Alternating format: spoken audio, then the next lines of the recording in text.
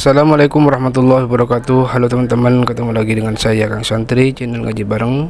Pada video sebelumnya sudah kita bahas mengenai isim-isim yang dibaca jer, dan pada video kali ini kita akan membahas tentang isim-isim yang i'rabnya mengikuti i'rab isim sebelumnya. Oleh karena itu, bagi kalian yang belum subscribe, silahkan subscribe dulu channel ini dan jangan lupa bunyikan loncengnya agar kalian tidak ketinggalan video-video menarik lainnya tentang ilmu alat dan belajar memaknai Al-Quran beserta i'rabnya. Baik teman-teman, adapun isim-isim yang i'rabnya ikut pada isim sebelumnya, ini ada 4 teman-teman ya.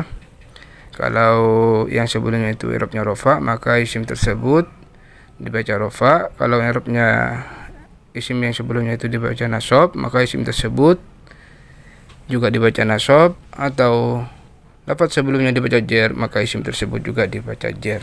Jadi i'rabnya ini hanya bisa ikut pada lafaz-lafaz sebelumnya. Ini ada 4. Satu adalah na'at atau sifat. Seperti contoh, ja'a ustaduna al-alimu. Jadi lafaz al-alimu ini menjadi sifatnya lafaz ustaduna. Kemudian yang kedua adalah atop. Atop seperti dalam contoh, Zaidun alimun walakin bakhilun. Lafaz bakhilun ini atop kepada lafaz alimun menggunakan huruf atop lakin ya.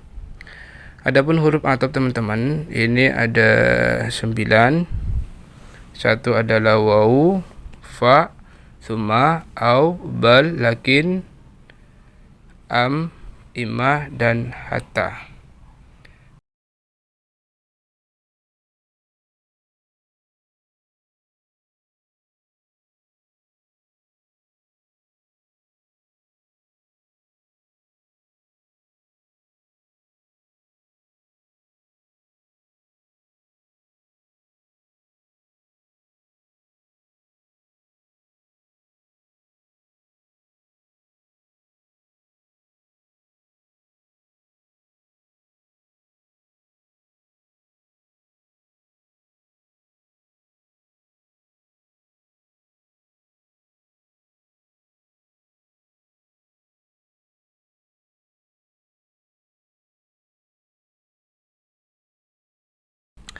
Waw ini teman-teman maknanya dan, au artinya atau, summa artinya kemudian, fa juga maknanya kemudian.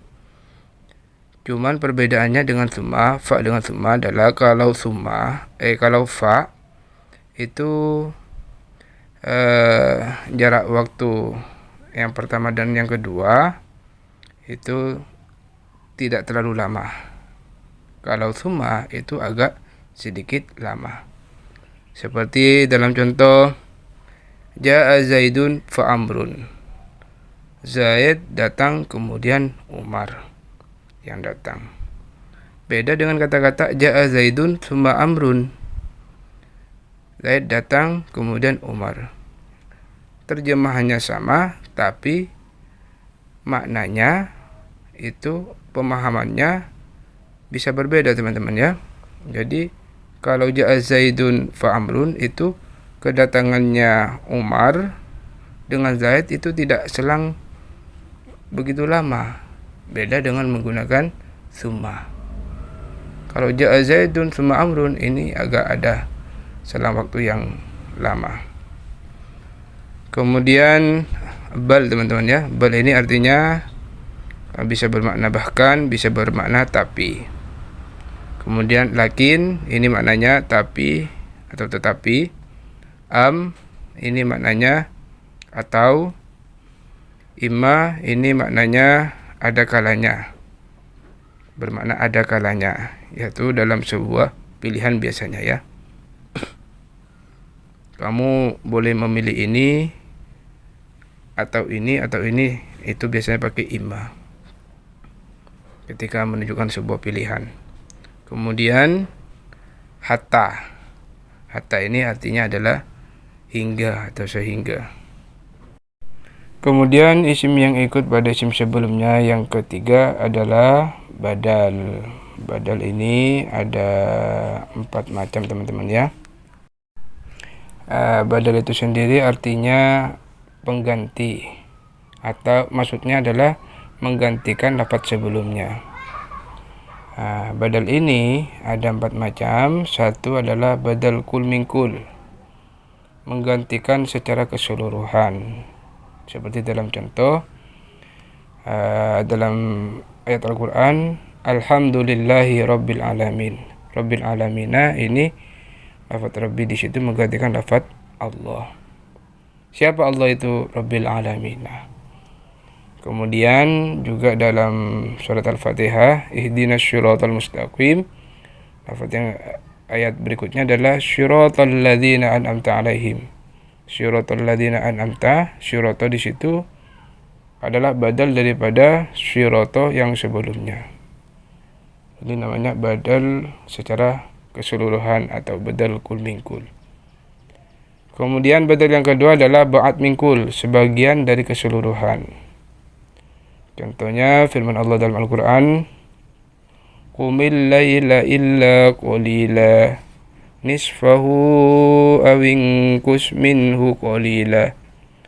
Nisfahu di situ merupakan badal daripada lafaz al-laila. Kemudian yang ketiga adalah badal istimal. Istimal ini artinya mencakup, cakupan atau terkandung. Seperti firman Allah, yas'alunaka 'anil syahril haram qitalin fi. Lafaz qital ini merupakan badal dari syahril haram.